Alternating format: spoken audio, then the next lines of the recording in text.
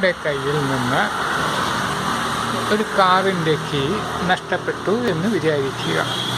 അല്ലെങ്കിൽ കാറിൻ്റെ കീ നമ്മൾ ഈ കാറിനകത്തിട്ട് കൂട്ടിയെന്ന് വിചാരിക്കുക. അങ്ങനെയാണ് എന്നുണ്ടെങ്കിൽ നമുക്ക് കാറിൻ്റെ ഡോറ് തുറക്കുവാനായിട്ട് പരിഭ്രമം ഉണ്ടാവും. അല്ലെങ്കിൽ അയ്യോ, കാറിൻ്റെ കീ നഷ്ടപ്പെട്ടു പോയല്ലോ, അപ്പോൾ ഇനി എന്ത് ചെയ്യും എന്നായിരിക്കും ആദ്യം നമുക്ക് ചിന്ത വരിക. അപ്പോൾ നമ്മൾ ഉടനെ ചെയ്യാനുള്ള പരിഭ്രമിക്കേണ്ട യാതൊരു കാര്യവുമില്ല. കാറിൻ്റെ ഡോറ് തുറക്കുന്നതിലേക്കായിട്ട് ആദ്യം നമ്മൾ ഒരു ടോയിൻ നൂല് സംഘടിക്കുക. ഒരു 6 അടി നീളമുള്ള ടോയിൻ നൂലിൻ്റെ ആവശ്യമേ ഉള്ളൂ. അത് എടുത്ത് കൊണ്ടുവരിക. അതിൽ ഒരു ഊരാഞ്ചെല്ലി കെട്ടിടുക. നോക്കൂ, ഇതുപോലെ കണ്ടില്ലേ? ഇതാണ് ഒരു റൗണ്ട് ഓ പോലെ വരും. എന്നിട്ട് അതിനുള്ളിലേക്ക് ഇങ്ങനെ കയറ്റി ഒരു കെട്ടിടുക. കെട്ടിട്ട ശേഷം ഇത് പതിയെ കാറിൽ കണ്ടോ, ഇതേപോലെ ഡോറിനുള്ളിലേക്ക് ആ കെട്ട് വരും. ഈ കെട്ട് നേരെ നമ്മൾ ചെയ്യാനുള്ളത് ഈ കുറ്റിയിലേക്ക് കൊണ്ടുവരണം. ഈ കുറ്റിക്കുള്ളിലേക്ക് അതിനെ കൊണ്ടുവരണം. അപ്പോൾ കൊണ്ടുവരണമെങ്കിൽ പതുക്കെ നമുക്കിങ്ങനെ ഇറക്കാൻ പറ്റും.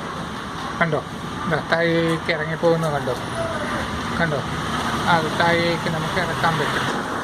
ഇതാ കണ്ടോ, ഇതിലേക്ക് ഇങ്ങനെ ആ കുറ്റിയിലേക്ക് നമുക്ക് ഇത് ഇറക്കിയിട്ട് ഇതിൻ്റെ ഒരു സൈഡ് വലിക്കാൻ തുടങ്ങുക. വലത് ഭാഗമോ ഇടത് ഭാഗമോ പതുക്കെ വലിക്കുക.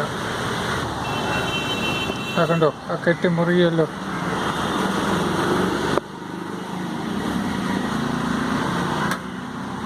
കെട്ടിമുറി. ഇനി പതിയെ ഇത് മുകളിലേക്ക് ഉയർത്തുക. ഒരു വയറ് അടുത്ത വയറിനെ, ആ വയറല്ല, ആ ഇതിന്. എന്നിട്ട് ഒരൊറ്റ വലിക്കുമ്പോൾ ആ കുറ്റി അങ്ങ് നമുക്ക് പൊങ്ങി വരും. അതാണ് ചെയ്യാനുള്ളത്. കണ്ടോ, പൊങ്ങി. എന്നിട്ട് ഡോർ തുറന്നു.